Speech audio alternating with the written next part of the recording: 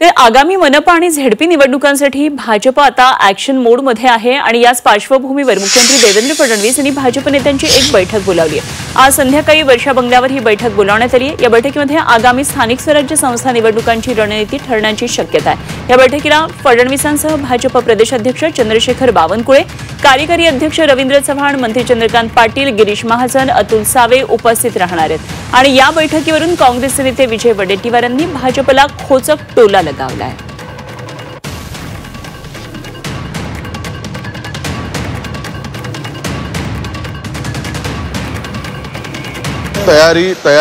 तयारी करायची लोकांमध्ये जो प्रचंड रोष आहे, लोक यांची वाट बघत आहेत। हे तयारी करून काय उपयोग आहे, त्यांचा काय प्रतिसाद आहे? महाराष्ट्रामध्ये या सरकारच्या संदर्भात प्रचंड रोष आहे।